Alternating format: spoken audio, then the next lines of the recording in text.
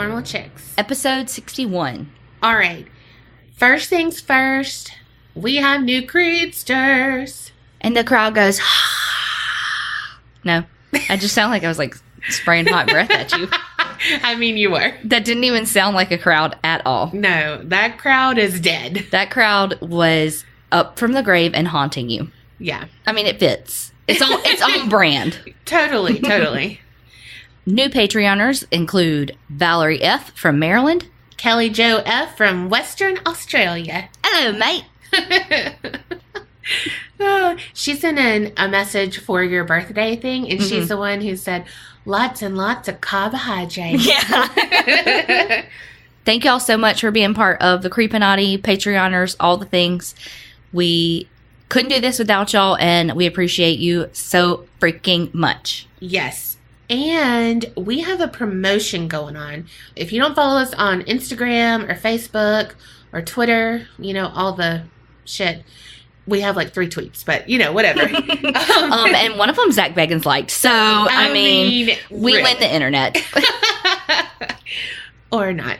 But we have a promotion, and we have 2 limited edition stickers. Yes. I'm really excited about them. I love them. Yeah, they're really good. So if you join, we have 50 stickers. That's it, like 50 of each. So the first 50 who join, that can be $1 and up, you get these 2 stickers, and we have like 3 that we normally send out. So you get 5 total. And that includes all tiers. So the tiers start at $1 and work their way up. So check it out, because these stickers are great. Yeah, and I mean, seriously, limited fucking edition, y'all. And one of them is in reference to a Patreon-only Halloween episode. Oh, yeah. So if y'all do $5 and up, you actually get to hear the Halloween edition that we talk about one of these stickers. The story behind one of the stickers. Yeah. And if you're already on Patreon and you're like, should I want one of those stickers? If you up your tier, then you get it too. Okay, enough talk about money. Okay, so something happened this weekend. I actually broke down and I watched, long fucking title, extremely annoying title. Mm-hmm. The No Good, Very Bad Day film. Yes. Oh my God. Yeah, like extremely vile, unpleasant, whatever about Ted Bundy. Yeah. And Zac Efron played him. Okay. This is my... Sidebar. No spoiler alert, though, because I hadn't watched it. Yeah. No. I mean, I think that he kills people, but I'm not sure. Honestly, if you watch this, you might not be sure either. Because I will tell you, Ted Bundy killed people, but Zac Efron did not fucking kill a soul. He is fucking innocent, and he needed to be free. Like, I was rooting for fucking Zac Efron. What? Yes, because of how they portrayed him. Like, it skimmed over the fact that, you know, he, like, killed people. Yeah. Because it was from Liz's point of view, which is totally fine. Mm-hmm. But they skimmed over so much. It was just like, oh, he got pulled over, but it really doesn't say that, yeah, he killed 4 people in one night. Yeah. You know, and all of this, it just skims over it. And that is my problem, because people who don't know Ted Bundy, like, we know Ted Bundy. Mm-hmm. And so we're like, oh no, he is shockingly vile, Mm-hmm. But other people who might not know, and they're just like, ooh, Zac Efron's in a movie, like, let's see. And then they're like, oh, but no, he should be off. Like, he should, you know, whatever. He's wrongfully convicted and all that. Because seriously, I was like, I acted like I didn't know the outcome. Damn. So, yeah, Ted Bundy did it. Zac Efron did not. You need to watch it, and we need to do a live. Okay, we'll do that. I will watch it at some point next year. No, I'll watch it at some point, and we'll do a live in the Facebook group, the whole group. Yeah, the big group. Yeah, and then we'll discuss it. Y'all, so if you haven't watched it, watch it, take notes, because y'all, we got some talking to do. Okay. One more thing, and then I swear we're going to get to the show. I was talking to one of my coworkers the other day, and she was telling me that she watched, like, binged all weekend that show on Oxygen about Jessica Chambers. Mm-hmm. And she was telling me, like, all the tea about it, you know. And one thing that I never found in my research, but that they talked about on the show, was that Quentin's sister had Eric tattooed on her hand. Oddly enough, someone told me about this too. Holy shit, that's so crazy. Right? Apparently you might be the only two in the world that didn't know this. Maybe. And of course, that's the story I do. When it's like legit the day after fucking Oxygen runs a damn marathon of the story. People hear me do it. Thanks. Thanks, Oxygen. You got played. I did, damn. So, y'all, I'm not even going to get on to all of it, but y'all need to go watch this Oxygen show because clearly there is a lot of shit. Yeah. Like, basically, I did the shitty 2-hour Dateline thing of making a murderer when really there was a whole, like, season. You know what I mean? Yeah. Well, you did the facts, and these are all rumors, and... I mean, it's a fact she has Eric tattooed on her hand. Well, yeah, but of what that leads to and all that. Yeah. Which, I mean, is... sketch. Yeah, like, it leads... Whatever. Go down the rabbit hole because it's worth it. Yeah. You know what else is worth it? My story? Okay, well, I was going to say mine, but sure. You go first, so yeah, yours is worth it. Because we saved the best for last. All right. Breaking out the big guns this week. Oh, shit. We're doing Ed Gein. Oh, like, I couldn't even react because I literally... Did you see me say this? You said it in the episode last week, I think. Oh. You said recent, like within the last week, that you wanted me to do this. Yeah, on Facebook. Oh. But I was like, damn, did I say it? You did. But yeah, on Facebook, because someone had posted something. I was like, I want Carrie to do it. But, girl. I know. I forget that you were like in the Facebook group too. I don't understand. You know, this podcast thing we have, there's two of us. Girl, they need to be too, because if I have to do a solo podcast again. Oh my God. That was bad. That is so hard. It is so funny too that we both got sick Yes. and we both had to do a solo episode. Oh God. Cringe worthy.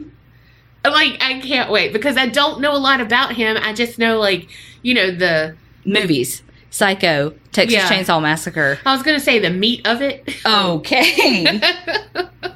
I mean, touche. And Buffalo Bill from Silence of the Lambs. Yes, like that I just watched. Tons of horror movies are about him. Like, legitimately, how different would cinema be without him? Yeah. I mean, those are three huge Yes.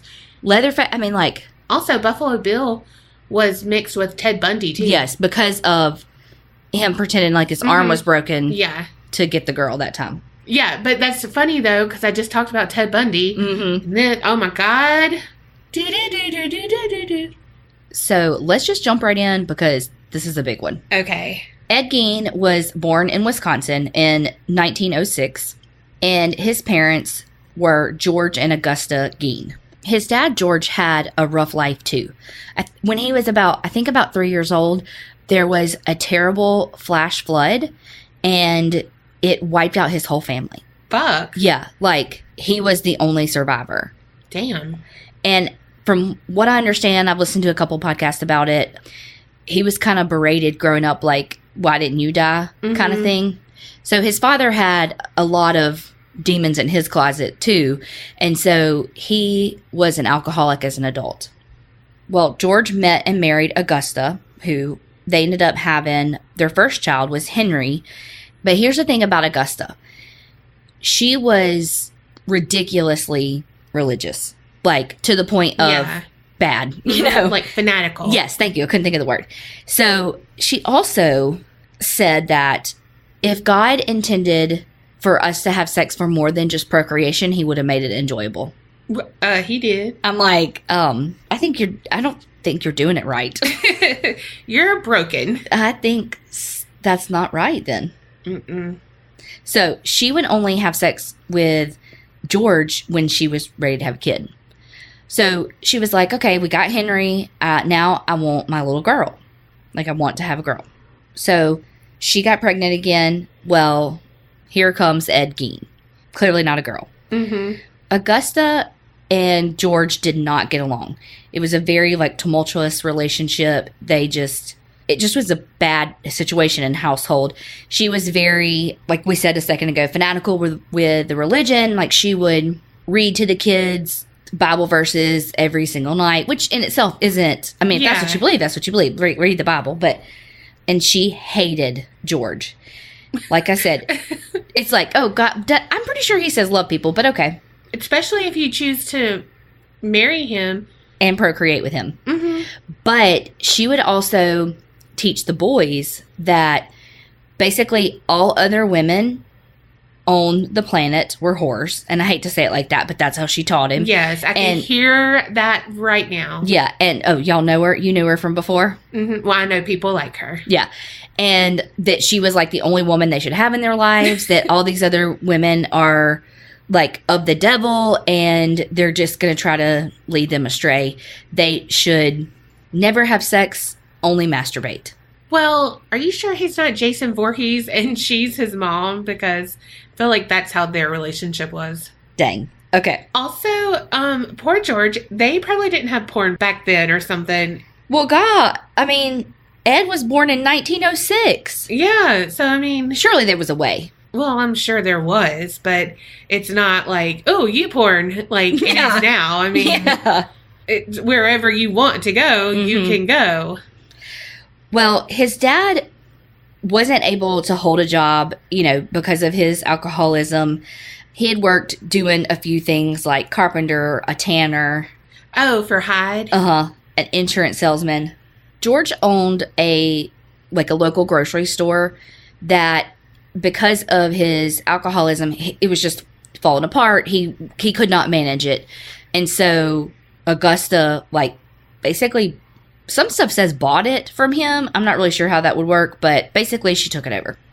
And when she took it over, she moved the family out to Plainfield, Wisconsin. Their house was on this 155-acre farm. Nice. It was very isolated. It was her way of keeping them away from everybody, because she didn't want them, she only wanted them hanging out at their house, not socializing with people because they were of the devil. Right. And so... Nothing secular. No. And so by getting them in this isolated environment, she had more control. Yeah. Well, and also she became... A cult leader? Basically. No, she was already domineering. But when she took over the grocery store business, she became, again, we're talking early 1900s. Yeah, she was a tyrant. I mean, she's a businesswoman in the early 1900s. That takes some gumption, Yeah. But she fucking cray, so we don't like her. Right. She doesn't have gumption, she's got grumption. The family is Lutheran, but, that's the thing, too, is that, again, she's very domineering, all this stuff.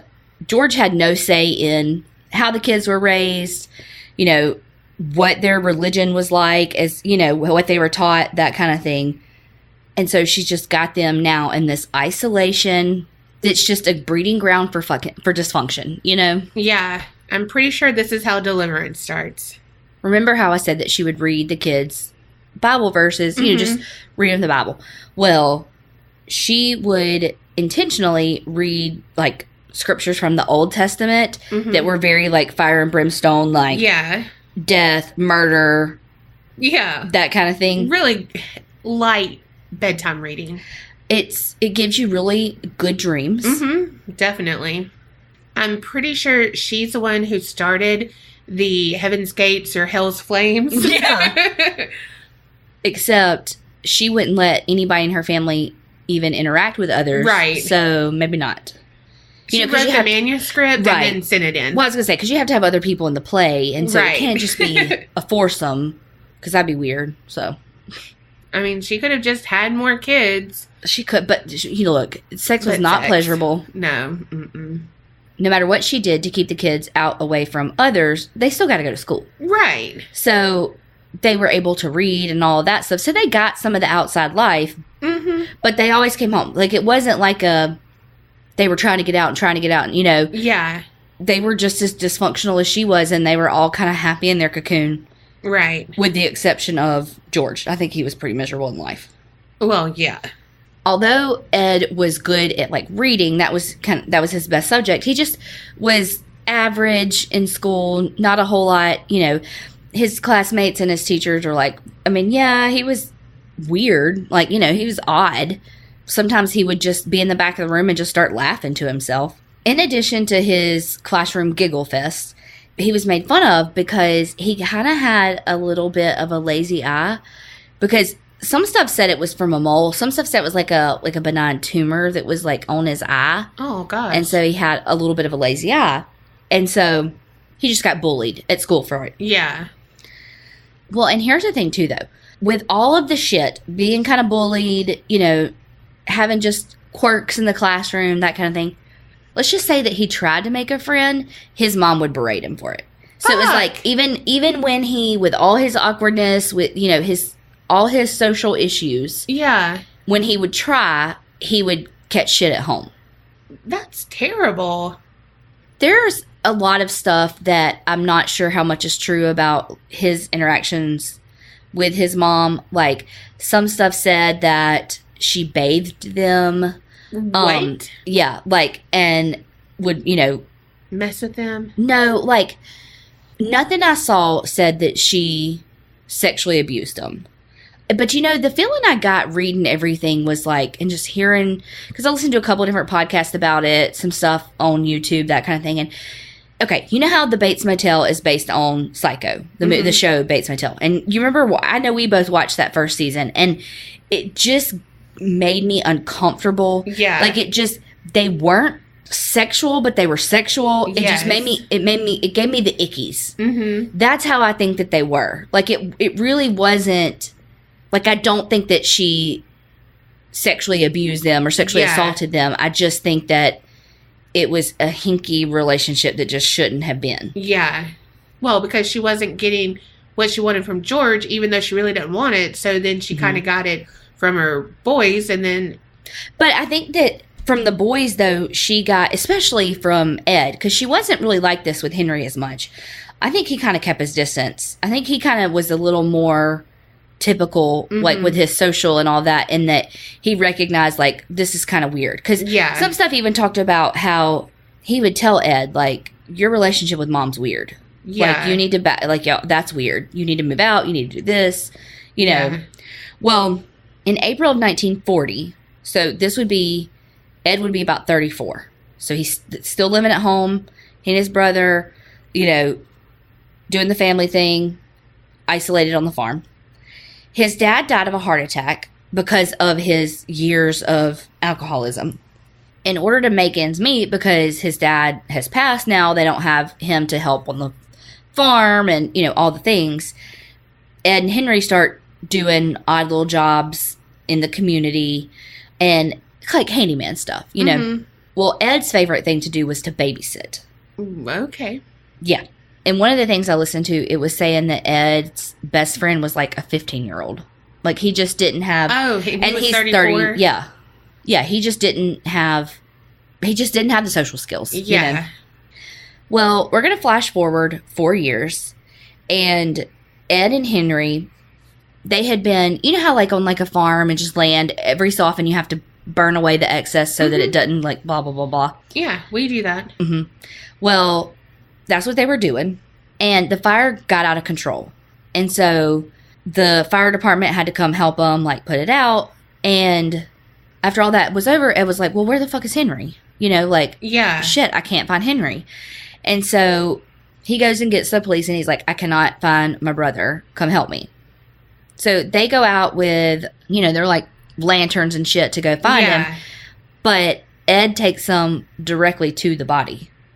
Oh. And so there's a lot of speculation, a lot of like, about, you know, this is kind of weird. Well, here's the tea of it. Okay. I'm making that a thing. Here's the tea of it. His brother had bruises on him, and he was not burned. But yet they said that he died of asphyxiation from the fire. But, like, he was not burned. Yeah. And when it came up that it could possibly be foul play, the police were like, Ed, he's just the oddball. Like, he wouldn't have done anything to hurt him, you know, blah, blah, blah. Yeah. So even though the coroner said it was from asphyxiation, they didn't do an autopsy or anything, and it was just ruled an accident. Wow. I'm getting JonBenet Ramsey's dad vibes. Right. Well, so of course, a lot of people are like, Ed did that. He killed Henry. But technically, on the books, it was an accident. At this point, it's just Ed and Augusta now. It is like their lifelong dream. Right. The couple is together. Just the two of us. We can make it if we kill them. Just It wasn't long after Henry's death that Augusta had a stroke that left her severely paralyzed. And Ed took complete care of her. Like, was a good doting son, took care of her. Mm-hmm. But I feel he like liked that role reversal. I was going to say, I think that played into a lot of his shit. Yeah. After his, like I said, he's taking care of his mom because she had the stroke. Well, months and months after her stroke, he's going to this guy's house because he wants to buy some, like, hay or pine straw or something like that. Well, and his mom, in her berating nature, is like, I'm coming with you because you're going to blow this. Like, you'll fuck up the deal kind of thing. Right. And so she comes along, and he's codependent, so he don't fucking care that she's coming. And when they get to this guy's house, this piece of shit guy is beating his dog. What? Yes. No. Yes. Beating his dog. And the guy's girlfriend, like, walks out to, like, tell him to stop hitting the dog. Well, he ends up, I'm pretty sure, killing the dog in front of Ed and Augusta. What? Well, that piece of shit. Mm-hmm. Well, that's a normal reaction that you're having. Mm-hmm. Augusta was so upset by the whole situation, but she didn't give a shit about the dog. She was upset because the guy's girlfriend lived with him and they weren't married. Oh my God. And so Ed said that, because right after that, this was like December 29th of 1945, about a year and a half after Henry died and she had her stroke, she had a final stroke and died. And he said it was because she was so mad and so, like, distraught over seeing that man and his live-in girlfriend. Like, not the fact that this guy beat an innocent dog in front of them. No, that doesn't fucking matter. This girl is, in her words, a whore. Right. I don't even know how to say that without sounding so terribly offensive. I'm sorry. I know. And it's of the horrible. devil. Yes. And of the devil and, has sex for pleasure.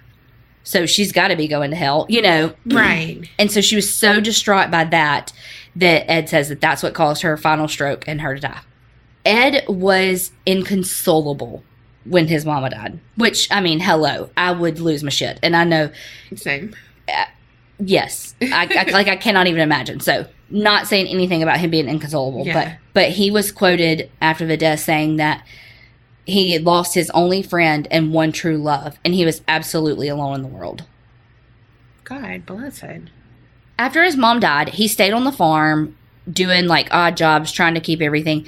He lived in the house. The house had no electricity. Damn. And he was a fucking hoarder. He had his mom's rooms, though, closed off, and they were left exactly how they were the day she died.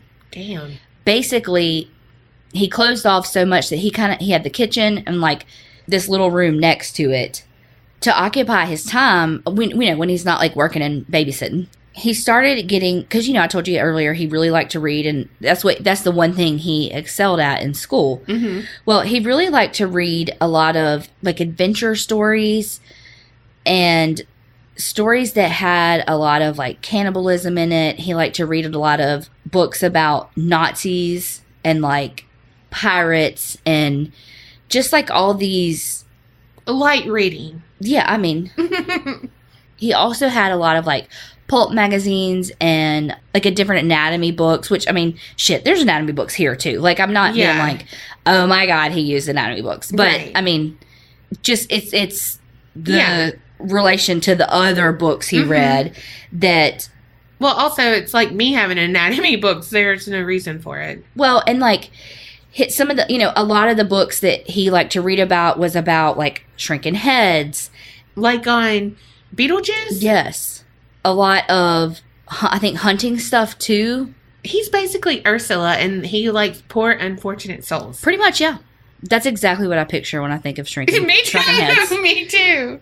The other thing that Ed loved to read, guess what it is? Reader's Digest. The obituaries. Oh, of course. Of course. I feel like maybe that was his takeout menu. That's a whole new take on Grubhub. Yes. Okay. We know that he had this all-consuming obsession with his mom, and so he fixated on the things that were unique to his mother at the time. His mom was a bit of an extra large pizza, and I would say maybe even a large. She wasn't really an extra large. But she also, like I said, she owned her own company. She was just a strong, big lady. Yeah, strong, independent, fierce, and that's what he would seek in others. There was a lady who lived in Plainfield as well. And I would imagine. Well, I mean, because, Ed didn't really get out much. Yeah. Her name was Bernice Warden, and she was physically looked very similar to Augusta. She owned the hardware store, so she was kind of a badass. Yeah. Except she wasn't a fanatical Lutheran like his mom. Right. Well, one day, Ed goes to the hardware store, and he's asking, Bernice's son is there. He is one of the deputy sheriffs. And he's like, hey, how much is y'all's antifreeze? Like, what y'all got going on? Because he would, like, as odd as he was, he had, after his mom died, he did have some interactions with people in the community. There was a couple that lived in the house down the street that he would go have dinner with sometimes. But other than that, his dinner was, he would literally eat pork and beans. From a can? No. Oh. But no, but yes. I think sometimes he may have. But anyway, he would eat his pork and beans. And then he, like I said, he was a hoarder and he was dirty. Like, he would just throw the can on the ground. Ew. Yeah. Well. Ew. So Ed's asking him, because, it's hunting season. And he's like, hey, you're going to be out deer hunting tomorrow. Oh, you're going to be gone all day? Like, oh, well, what time do you think you'll be back? Like, just asking a bunch of questions. And he didn't, it's Ed. He's weird. All these people described him as an oddball. Yeah. And so he's like, whatever. So he goes the next day hunting. And when he comes back to his mom's store, it's about 5 o'clock at night. And when he gets in there, the cash register's open and he sees blood on the floor. Oh, fuck. And he's like, oh, fuck.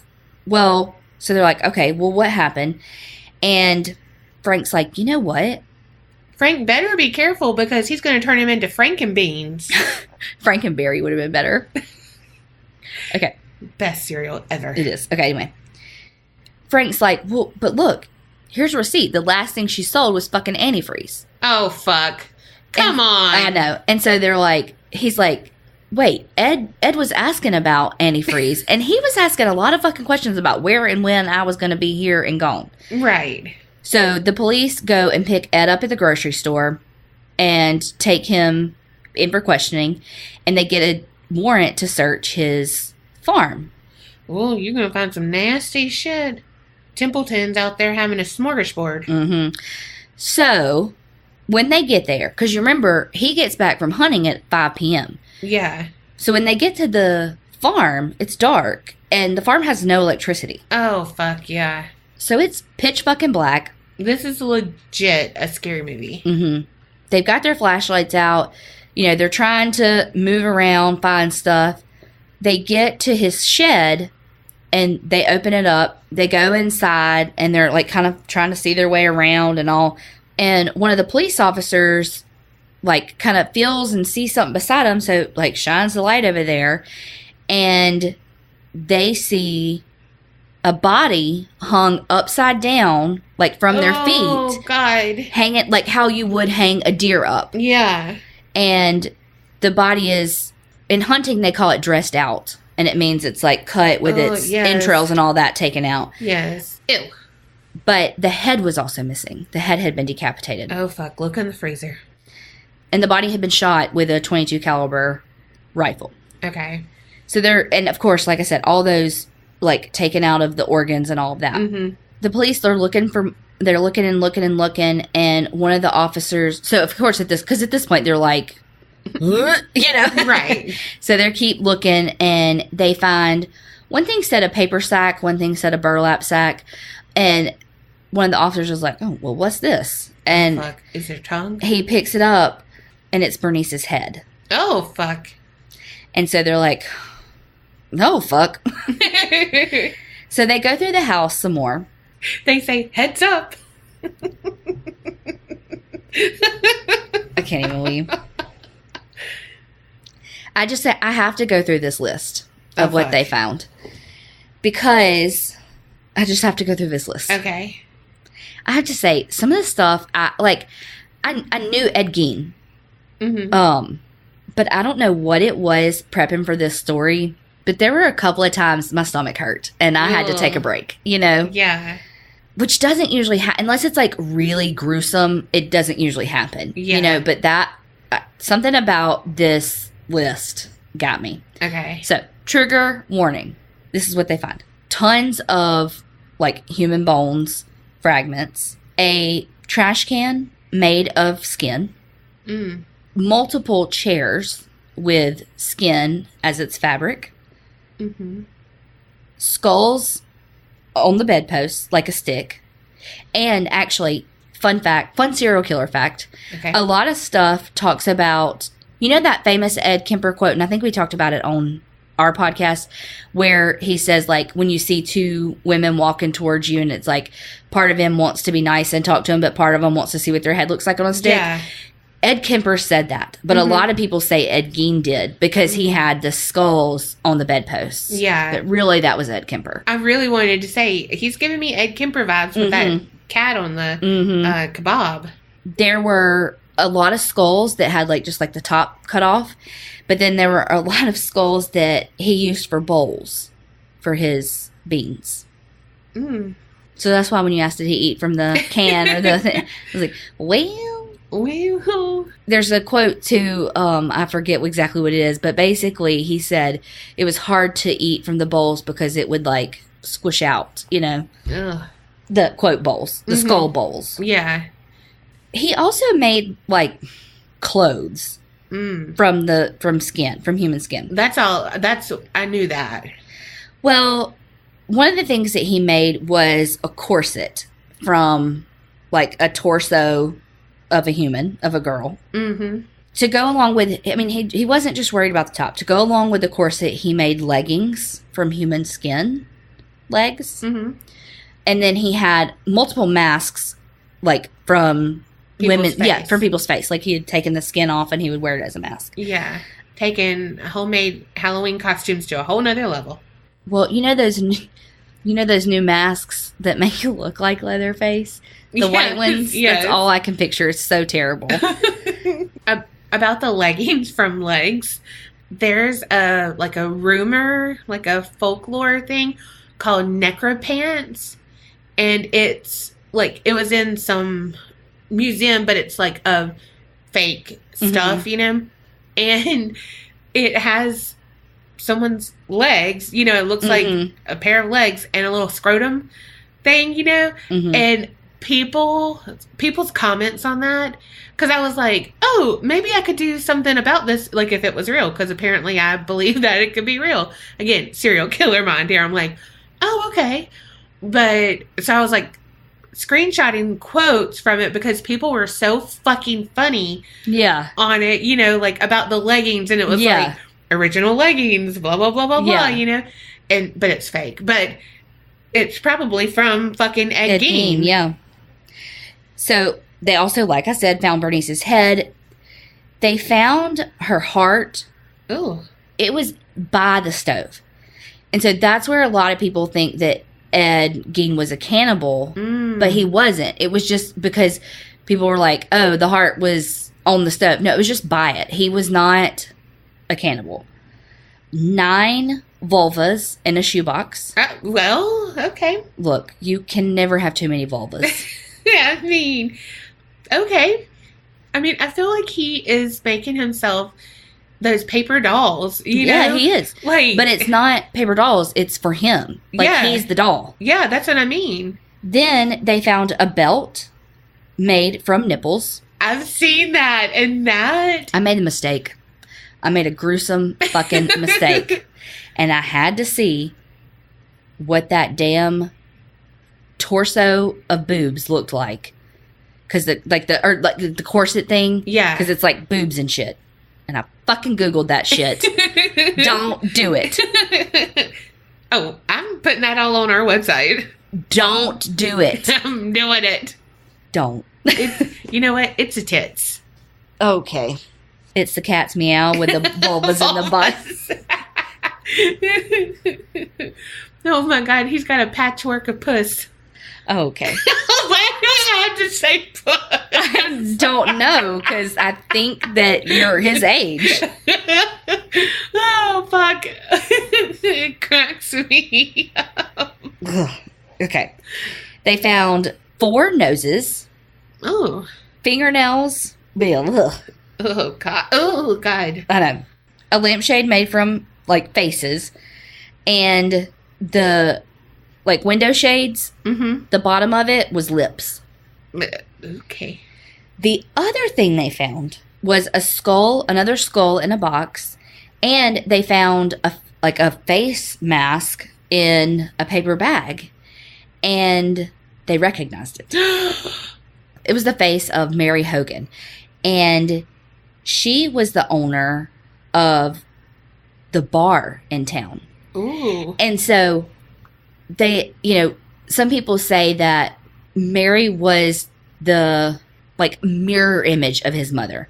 Because they looked alike. They were both strong, independent women that own their own business, but she was of the devil.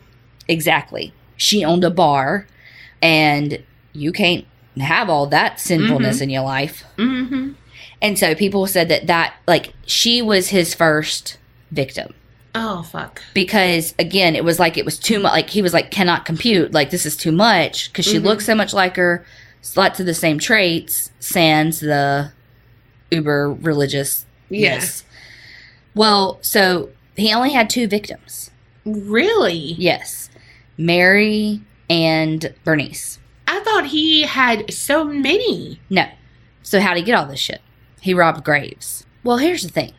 The investigation was shit through all this. Because, like, when Mary went missing and all of that, like, they would be like, oh, Mary's missing. And Ed, as the jokester that he is, would be like, she's not missing. She's up at the farm. Ha ha ha. And they would all be like, ha ha ha. Oh my God. So he told them everything he was doing. Fuck. And they just thought he was the weirdo. Yeah, crazy old Maurice.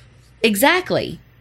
And so then, it was like they couldn't wrap their head around him robbing the graves. It's like they could understand the murders. But you know what I mean? Yeah. But they could not understand him robbing graves, and then not only that, keeping the skin, and it was like they just couldn't process it. Cannot compute. Exactly. And also, they really couldn't understand what he was doing with the skin, because he was basically creating himself a woman suit. Yeah. Because he wanted to be a woman. He was like, if he lived in 2019, he would be trans. Yeah. And so 1945, it's like he doesn't understand. He doesn't reconcile. Exactly. And so all he knows is the ultra conservative religious teachings that he's gotten, and that he can't be with women. He can't do all this stuff. So, but he has this weird attraction and pull to his mom. And so it's like, it's kind of a combination of he wanted to be a woman, but he also wanted to be his mother. Yeah. And so the skin suit that he was trying to make was to make him be a woman, but to also make him be his mom. Yeah. If that makes any sense. Yeah. So to the true sense of the word, he was like, he did do necrophilia, like for the true sense of the definition. But he did not have sex with the corpses. He didn't have sex with corpses. He didn't have sex. Like, he didn't have the vulvas to have sex with. Yeah. Because that wasn't the point. The point, it wasn't sexualized in that way. It was, again, trying to make himself a woman / his mother. And he's actually quoted saying that, like, when they asked him if he had sex with the bodies, he said that they no, because they stunk too bad. I mean, they fit in with his hoarder status. And speaking about hoarders, basically, if he lived in, now he'd have Clueless closet. Which vulva do I want to wear today? Oh, that's gross. Well, the other thing that it was like the police couldn't understand or figure out, they were like, you know, he's a pretty scrawny dude. And so they're like, how did he dig up these graves? And dig up these graves and then, like, lift these bodies, you know, all this stuff. Well, what they didn't realize was that you didn't have to dig 6 feet under. You just have to go about 2 feet. And then there's like a box that covers the casket. Yeah. So all he had to do was dig 2 feet and then break through that box with like a crowbar, and then he could get to the casket. So it really wasn't as much work as they thought. He also kind of experimented on the ways that he preserved them. I mean, he used his, what I think is interesting. Remember, his dad was a tanner. And so I think that he learned some of the skills from his dad, because some of the skins he would tan so that he could, like, make the stuff. Some of it, you know, he just had different ways that he was trying to preserve them, and he'd be like, well, that didn't work. Yeah. Throw out that vulva, you know?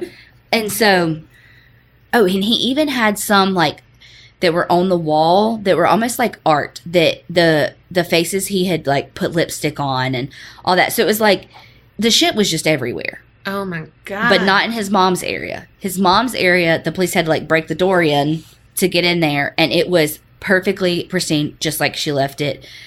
Dust everywhere, but it was just like she left it. So they're still like, how in the fuck? Like they don't believe him. And so, like, you know, they're like, again, with how did he get these damn bodies out? So they get exhumation orders to test a couple of the graves. And so they opened one, it was empty. They opened another one, and it was like he couldn't get the casket open, and his crowbar was still in there. Oh my God. There was one that was, like, missing some stuff, but because he had such a hard time himself, when he would kind of almost, like, wake up out of his daze from what he's doing, he would feel guilty, and so sometimes he would, like, take stuff back to the body. Gosh. So in one, they found, like, random body parts and some rings that he had, like, taken back to it.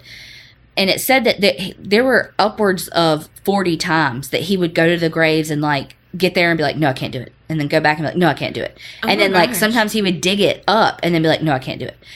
How he describes this, he doesn't remember it. He doesn't remember doing it. He just, like, remembers realizing, like, fuck, this is bad, and leaving. He was in, like, a fugue state. Yeah. He also says the same thing about when Mary and Bernice died, that he doesn't remember it. And like I said, too, you know, he would make the jokes about, oh, she's not missing, she's up there. Well, they also knew that he had all these, like, shrunken heads and stuff, because one of his friend that I said was 16 years old, he had actually shown them to that kid. Oh my God. But he told the kid that he had a cousin that had served in World War II in the Philippines, and that cousin had sent him that over from the Philippines. So it's just like all this stuff that he had, you know, they were just like, oh, well, that's weird Ed Gein for you, you know. One thing, I don't believe that he doesn't remember what happened with Bernice, because he was plotting that the day before. Oh, absolutely. They say that her last words were, because she was like, shit, I may be getting her and Mary confused of which one. I think it was Bernice, because she was at his house, like, standing looking out the window when he shot her with the .22. And her last words, because she's looking out the window, were, I don't like a Chevy. Dang. So, like, she had no idea. But I also don't understand why there was blood at the shop, you know? Yeah. Anyway. So I could be getting some of those details fuzzy. When they first questioned him and he confessed and all, they had to throw it out because the sheriff banged his head against a brick wall. Which, honestly, that breaks my heart because he was confessing. Like, he was not... Yeah. He wasn't like this asshole that's like, I'm not talking, and like he wasn't me. Yeah, he wasn't being, I don't know. That just hurt. It really, and I know that's crazy. It's like, he's this killer that, but he's still a human, and nobody deserves their head smashed into a brick wall. Right. Besides, if you're Chris Watts. He does. Well, so they had to throw that confession out. So they're like, okay, well, how do we get him talking again? Like, what's it going to take to get you talking? And he said, get me some apple pie with cheddar cheese on top. Ew. That's disgusting. Did he think they just couldn't make it? And so it's like, ha ha ha, jokes on them. No, I think that's like, it's like, apparently maybe that's like a Wisconsin cheese thing. Ew. I may be making that up. I don't know. I've never been to Wisconsin. No, I don't like cheddar with my apples. Well, I like cheddar and apples. I mean, if I have like a charcuterie plate thing and I'm like, give me all the cheese and, I'd like a little apple with that. Okay, yeah. But I don't want it in fucking pie form with a fucking cheese. No, because then you have like it's dessert. Mm-hmm. Mm-hmm. That's nasty. Yes. Oh, I'll tell you what's good on those little trays. Pickled okra. Mm-hmm. So good. Have you had pickled okra in your Bloody Mary? I don't drink Bloody Marys. Tomato juice. Yeah. Well, I sure want to because they look so it's great. like a meal. Yeah. That's how I am about martinis. I really want to love them, but I hate olives. But I hate olives. Oh, an extra dirty martini. Ugh. I mean, or if you're me, instead of that, I could spend $4 and get a whole jar of olives and be just as fine. That's nasty. Again, Ugh. I'm not normal. No, a lot of people could do that. I just hate olives. Okay. Long story short, though, they were going to try him, and then he was going to plead not guilty by reason of insanity, and then they were like, he's not fit to stand trial. So they sent him to a state hospital. Then eventually they did try him. So he was only charged for Beatrice's death, not Mary's. After that, he was committed because, so after they found him guilty of the murder, then they did like another trial for his sanity. And so they ended up ordering him to essentially a life sentence at the Central State Hospital for the criminally insane. And after that, his property they were about to like sell the house and all. And then they were like, well, shit. Like the people of the town did not want it to become, because this was huge. I mean, this was huge news. This was like, so they didn't want somebody buying it and it becoming a tourist thing. Yeah. Because somebody had actually bought his car. They bought it for $760 and then they took it to a carnival and charged 25 cents admission to see it. Mm-hmm. And I forget, like basically they made like in 2 hours charging that, they made like $4,000. Like it was like something insane that they like, I don't even know, more than quadrupled their money. Yeah. I mean, Zach Baggins, he at least half of that he paid for. Yeah. So they didn't want the house to become that. So they were like, oh, we need to sell it. Like they were just, well, about that time, the house caught on fire. And they're like, this was arson, but they never know who did it or anything like that. Ed Gein died of respiratory failure because he had lung cancer July 26, 1984. He was 77. So he lived for like 30 years in this mental hospital or mental health institute. And basically he lived his best life there. He got the help that he needed because he was schizophrenic. And there's a lot of interviews where he talks about his delusions and hallucinations that he had, seeing things, like things telling him to do certain things, Yeah. He was sick. He needed help. And instead of getting help, he got Augusta. Mm-hmm. So his headstone became like a place where people would go get souvenirs. And so like it kept breaking away more and more and more. And then in 2000, the whole headstone was stolen. Oh my God. And so now his grave is unmarked and it is, we know where it is because it's in the same spot, but it's between his parents and his brother. Oh gosh. And that's Ed Gein. Wow. It's kind of not poetic, but that he died from lung cancer. and his brother supposedly died from the smoke inhalation and stuff. But it's, you know what I mean? Yeah. Like, that was probably his first kill. Yeah. And then he died, like, I don't know. That's true. That was really good. Kind of an H.H. Holmes, where I thought he was...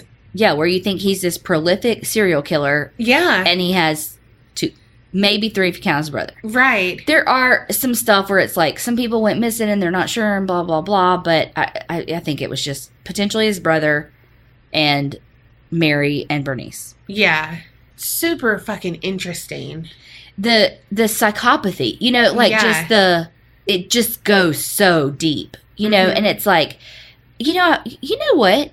I really don't know much about Augusta's upbringing and why she was the way, you know, nothing I saw or read or listened to really touched on that. It was all about his dad and how his family literally was washed away in a flash flood. Yeah. And why he was an alcoholic and all of that, but not anything about Augusta and why she was so ultra religious and the way, you know, because clearly there was some shit going on there too. Oh, for sure. I wouldn't be surprised if she wasn't molested as a child and that's why she doesn't like sex. Oh, yeah. Allegedly. Yeah, I don't know. We're not trying to have any descendants sue us. Right, yeah. I mean, as a third party with no particular interest in the matter. Yeah. If y'all know what that's from, I love y'all. She's a man. Yep. I mean, I don't love you, though. I know. I just wanted them to know so they weren't like, what's that from? That was so freaking good. Thank you. I honestly kind of feel sorry for him. I do too. Because the guy didn't stand a chance. No. I mean, again, at some point in your life, you have to move beyond the cards that you've been dealt. But yeah, I found myself, especially when I was like, when I heard about the sheriff like smashes, I legitimately felt bad for him. He was so lonely in this world. Yeah. He was so misunderstood. He was mentally ill and not getting any treatment for what he should be getting. You know, there's just all these things. And I found myself feeling so sorry for him too. I think also because I don't know how he murdered them. So that plays into it because... Yes, well, you do know for Bernice because she was shot. Oh, yeah, and I think Mary was shot too. I think. They weren't like... They weren't tortured during. No, it was like a kill him and... Because it was a means to an end. Yeah.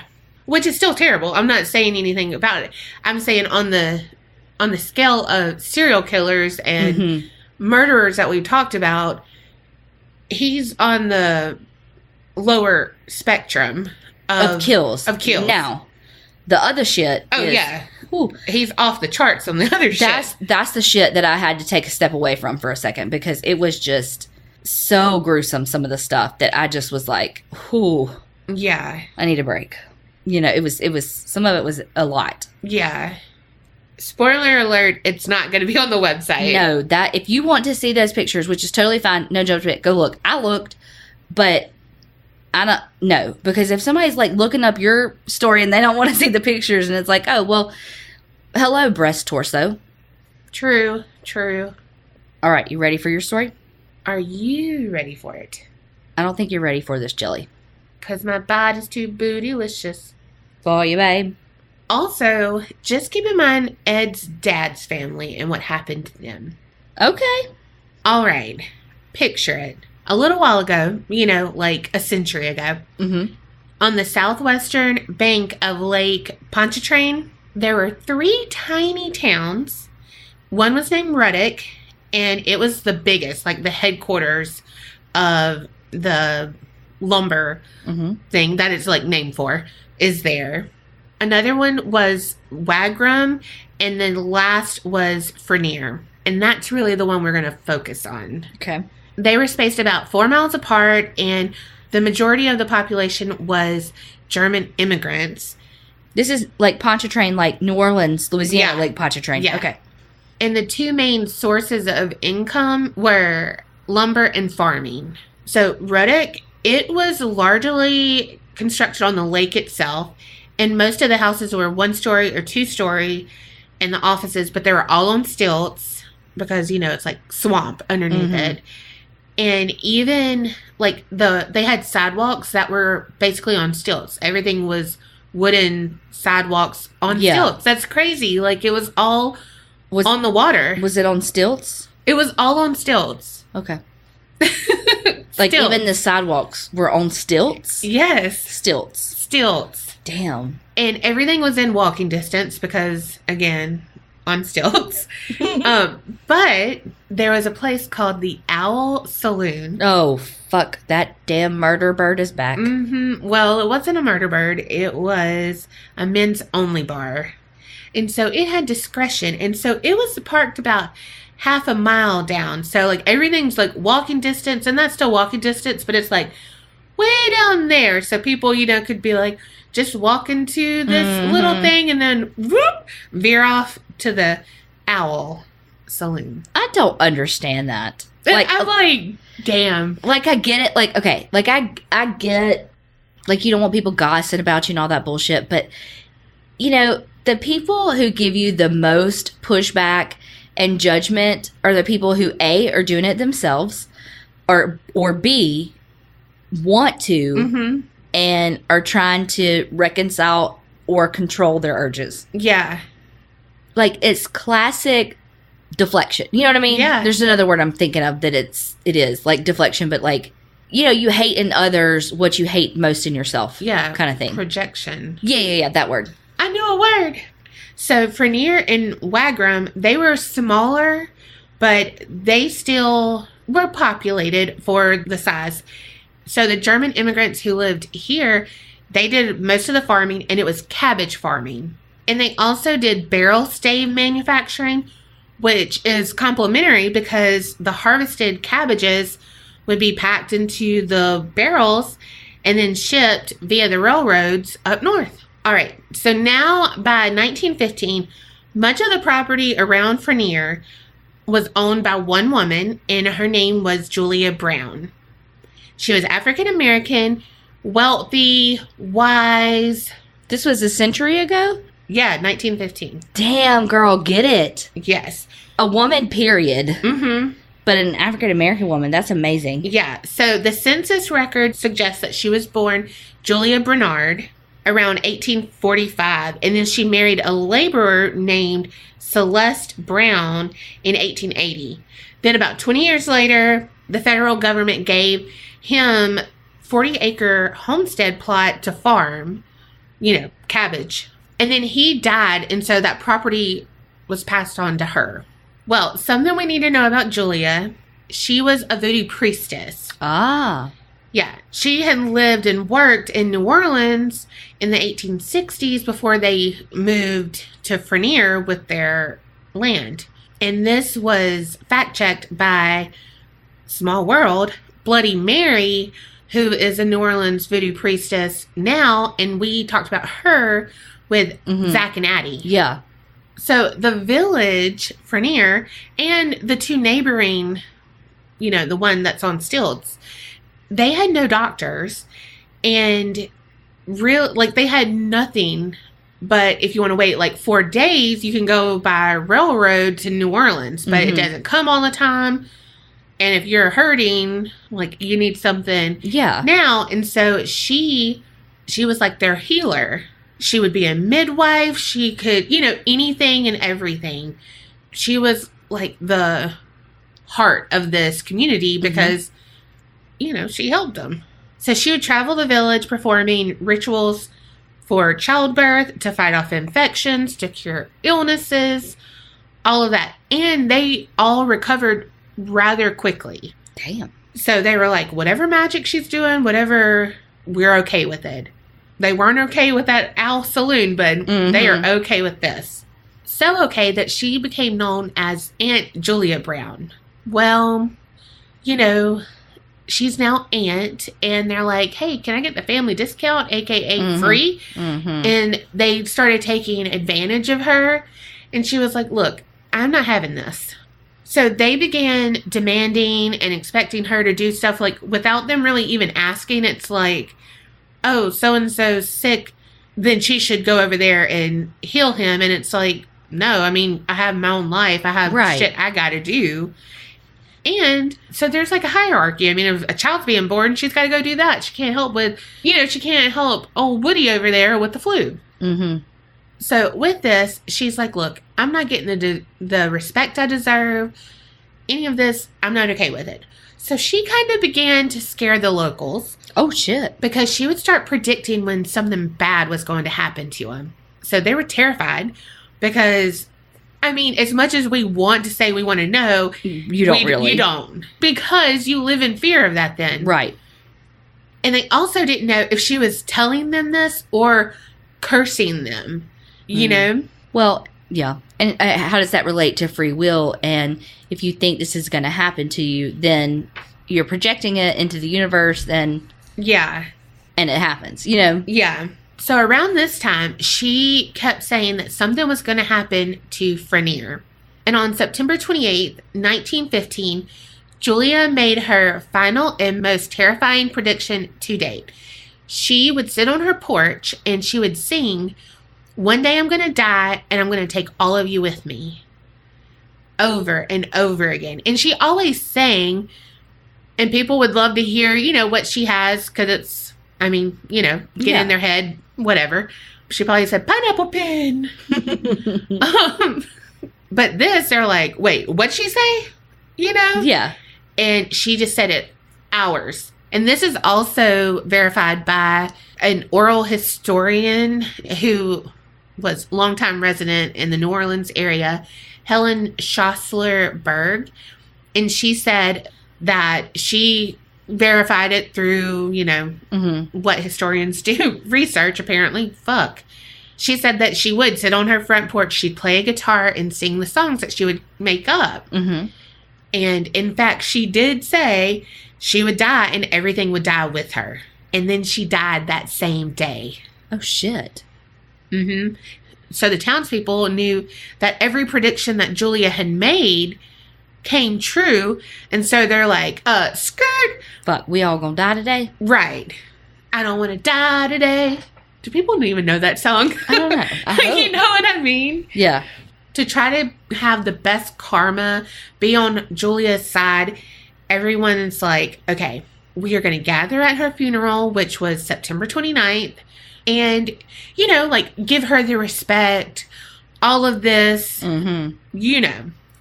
Well, their plan did not work because as the nails were being hammered into her coffin, all of a sudden, a devastating hurricane ripped through the village. So, it wasn't raining or anything? It wasn't like they just had... No rain. Some bad weather? I mean, I know they didn't have, the Doppler radar. Can I tell my story? Okay. Yeah. Seems odd. Look. Fake. I'm just kidding. But odd. You know what, Aunt Julia? Smite her. Do y'all say aunt, or auntie? I mean, we say aunt. That's a good question. This is also verified from the New Orleans Times-Picayune on October 2nd. They wrote about everyone attending the funeral of Aunt Julia Brown and that she was a big property owner and that the funeral was scheduled and she had just been placed in her casket and the casket had been in turn placed in the wooden box and sealed. Again, nails, tick, tick, tick, tap, tap, tap it in. And then at 4 o'clock, the storm came in so violent that everyone left in a stampede, abandoning the corpse. Dun, dun, dun. Yes. In Frenier, the storm surge rose 13 feet. The wind was at 125 miles per hour. I bet they're glad they had their house on stilts. Well, it didn't really matter. Uh-oh. Yeah. A lot of people sought refuge in the railroad depot, but it collapsed and killed 25 people.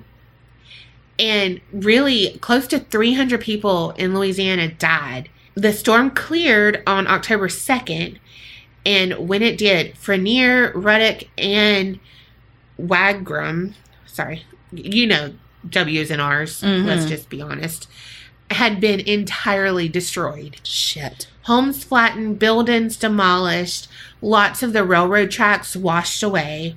And one of the few survivors, he later described, and this breaks my heart, he later described how he clung to a cypress tree. He climbed up and just held on for dear life. And he had to witness and hear all of his friends and family drowning in the swamp below him. Oh my God. Yes. So what had happened was the Great West Indies storm hit on September 29th, 1915. Modern day, we would call it a Category 3. Okay. Well, down in New Orleans, the Times-Picayune, it had been warning about this for a couple of days, but the only way they would know that is the newspapers that ran on the train. Well, they hadn't been delivered. They were sitting in the train waiting to be delivered.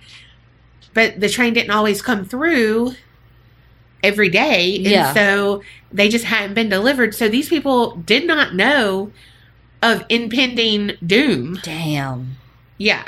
So it really did come out of nowhere. And it just, like, it was a little windy, whatever. But then this lady, a voodoo priestess, had died. So then you're like, I would be like, oh shit, that is kind of windy. I'm definitely going to her funeral. I'm going to pay all the respects I can. You know, you're not thinking like, oh, let me get the hell out of Dodge. Yeah. Yeah. Along with the paper, let me just say, they didn't even have like a grocery store in this town. You would have to tell the engineer of the railroad, hey, I need blah, blah, blah. He'd get it, and on his way back would deliver it. Damn. That's crazy.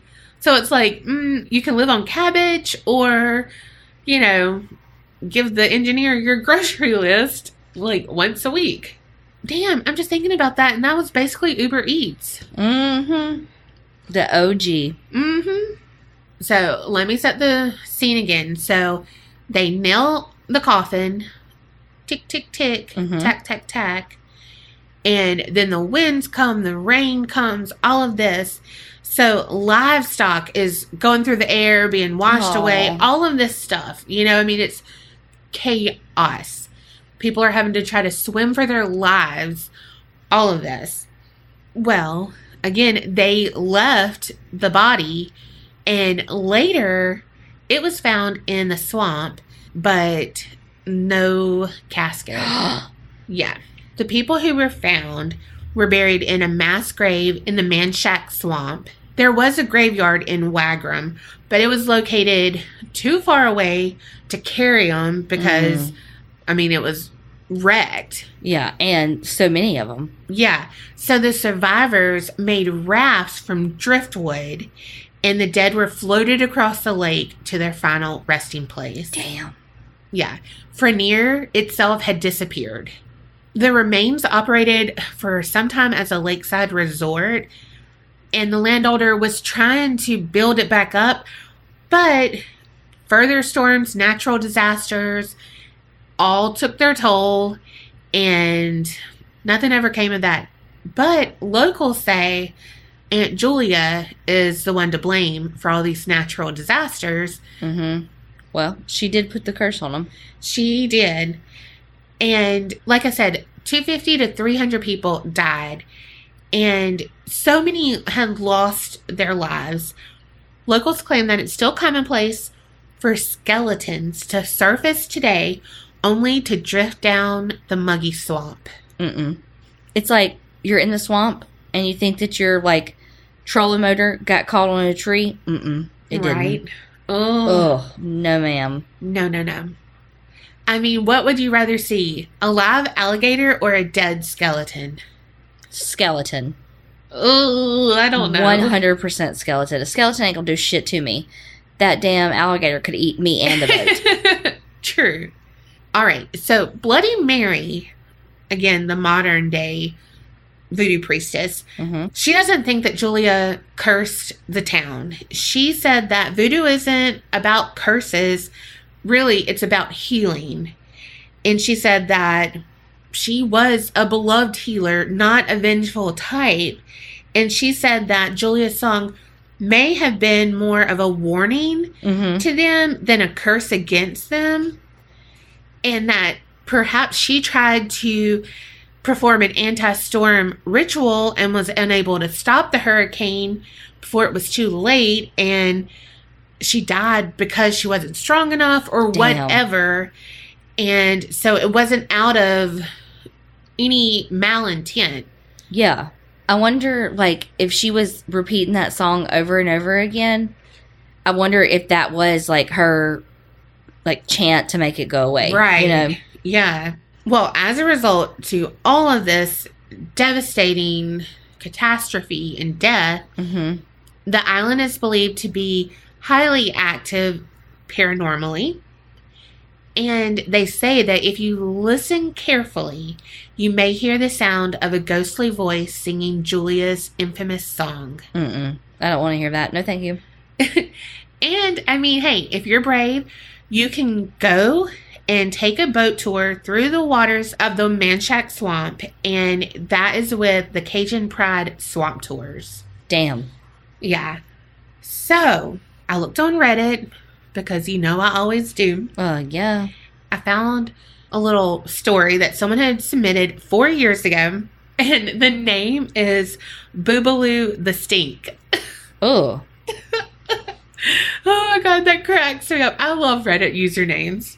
All right, so she said that this happened a month ago. Her and her husband are from North Carolina, but her mother recently remarried and moved to Hammond, Louisiana. And just to note that she's pregnant, and she said that she desperately needed to take a vacation because they both really missed each other, and she, you know, couldn't be with their mom right now, and she's pregnant, has hormones, and, you know, all of that. Yeah. So she said, like, they were doing stuff in New Orleans and whatnot, but she had had too much to drink, not alcohol, just liquid, and, you know, she's pregnant, so girl needed to go to the bathroom. Yeah. And traffic was bad trying to get out of New Orleans. It was around Mardi Gras, so really chaotic. And they saw an exit sign for a town called Ruddick. So he's like, all right, let's go. Let's get you to a bathroom, because if mama ain't happy, nobody's happy. Right. She said from what they could see, it was nothing. Like, no gas station, no restaurant, no anything.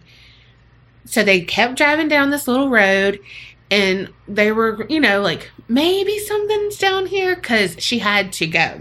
She said they ended up on the edge of the water. It looked like a boat launch where, you know, the road kind of disappears into the swamp. Yeah.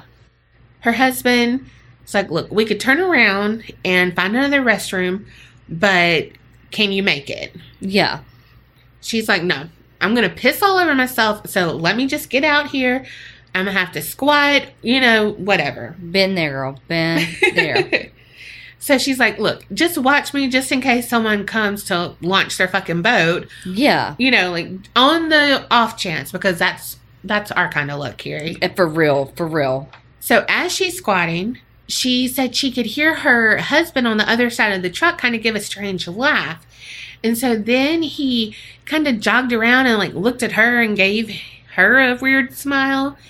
And he said, hey, we've got company. What? So when she got finished, she followed him around the truck and was kind of relieved to see this old lady walking toward them. And she said, kind of awkward, but it's kind of like what old ladies do. And her husband's like, where did she come from? And she was like, I don't know. I was pissing. And he was like, I really have no idea. Well, then the old lady started to wave at them, and they waved back like, hey, don't kill us. Yeah. You know? And she said that her husband kind of muttered like, yeah, lady, we fucking see you. Yeah. You know? She was African American. She had thin white hair and wore a bag sack-like dress. She said it kind of broke her heart to see because she wasn't wearing any shoes. Oh. Yeah. And she said that when she was getting closer, she was like, oh my God, we're being so rude. And, well, they both thought she might have Alzheimer's and, like, had wandered away from her family or something. Even though it was very odd because nothing is on this exit. And she wasn't there before, you know, like, where did she come from? Well, when they got closer to her, she stunk. Would she smell like pond water like your last story? Maybe a little. But also really acidic, she said, with a mixture of bile and sweat. Ooh. Yeah. So she's like, look, we have to help her because she has obviously been wandering around without shoes, possibly for fucking days because she reeks. So her husband kind of talks to her a little bit, and she said that she smiled at them, and she was like, when she smiled at us, we got a really creepy feeling. She also told them that her name was Aunt Julia. So she said that her husband told Aunt Julia, look, we're going to get you some help. Let me call the police, get them down here. And Julia kind of held her hand up to her husband's face and interrupted him and just kind of beckoned them to follow her. So they kind of walk, and her husband's like, look, just stay by the truck. You're pregnant, you know, like, and she's like, no, the fuck, like, held onto his hand. I'm coming with you. So she said they got closer to that ramp, and Aunt Julia just kept kind of walking closer, and they're like, no, no, no. And she's like, yeah, yeah. And like pointing over there. And she said, I took them with me. And she said that her voice was way stronger than it had been before. And she kept repeating, I took them with me. No.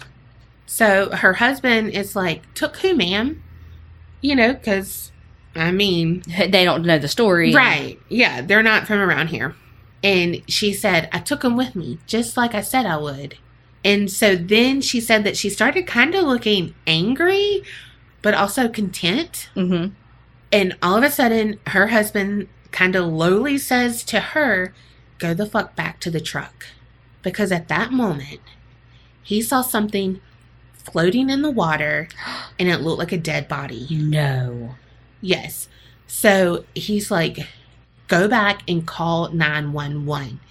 And Aunt Julia starts laughing, almost cackling. So just then she said it louder. I took them with me. And about that time, it seemed like more bodies just popped up, like little corpse bobbing. No. Yes. And so she said that she felt sick in her stomach, and they both kind of backed up. They dialed 911, told them, like, look, we have bodies floating down here. We have an old lady, like, shit is going down. They finally get to tell them where they are, like, we pulled off this random exit. Yeah. Blah, blah, blah. So the police officer gets there. They start talking to him, like, giving statements and everything. Well, the police officer had finally talked to Aunt Julia. Get in the back of the truck. We'll take care of you and everything. So he's talking to them, kind of telling them, all right, give us your information. We know you're not from around here. Like, whatever. I mean, and the woman's pregnant. So they're not going to be like, stay here forever. Yeah. While we do this. Like, no. Get off your feet. Get into the cool. Yeah. Because we all know it's going to be hot as fuck. Yes.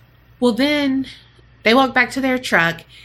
He's kind of, you know, wrapping everything up. And he looks back to the water, and none of the bodies were there. He saw them to begin with, though? And then they looked back at his cop car, and Aunt Julia wasn't there either. And so he said, what did you say her name was again? And they said, Julia, Aunt Julia. And he kind of had like this strange look on his face and said, Aunt Julia? And he said, look, if y'all are trying to pull my leg, like, you got me. Yeah. You got me. And he ended up telling them, like, who Aunt Julia was. Yeah. So they're like, look, we did not know anything about this. Seriously, my wife just had to pee. Like, thought this was it. So sorry, you know. And the cop wasn't mad. He was more freaked out than anything. Yeah.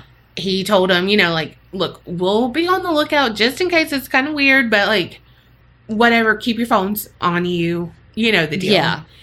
And they kind of, like, checked in the back of the cab, making sure that, like, you know, the sneaky old lady didn't just, like, get back there or something. But then she said they got back to her mom's house and she was like, I don't understand why he thought we were pulling a prank, really, you know, whatever. And so she looked up about it and saw like all of it, like what I just read to you. Because he, you know, told her like a little bit of it. But so she's like, holy shit. Like, what the fuck just happened? Damn. So it doesn't have to be at night. Doesn't have to be anything. You know, you don't have to be looking for her. She will find you. No. So if you are going to New Orleans and you see an exit to Reddick, take it at your own risk. And there's no like summoning her. You know, that's what's crazy. It's not like, okay, go to the lake and hang out there like with your, you know, your headlights over the lake. Right. Like it's not like there's like you just go and you can see her or not. Yeah. Either it's your lucky or unlucky day. Oh, and I really wanted to say that I got some of this from Bayou Underground by Dave Thompson. It's a book. And then Weekend Weird. It's a website. And, of course, Reddit. Wow, that's good. I don't want to go there. Right? And, hey, we have some local people from Louisiana, from that. Let us know if you have heard about Aunt Julia or if you've seen her, if you've heard her singing. Let us know. You know what I was thinking?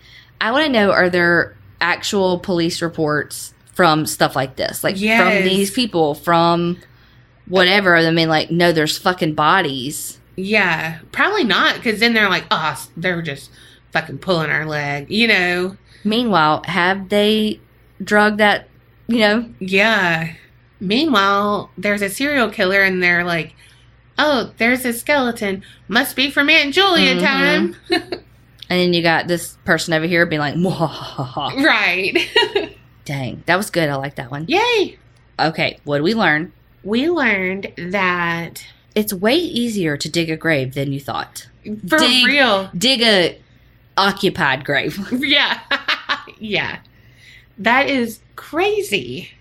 I know. I didn't know that it was like, had the box and all that business. Oh, yeah. I didn't know that.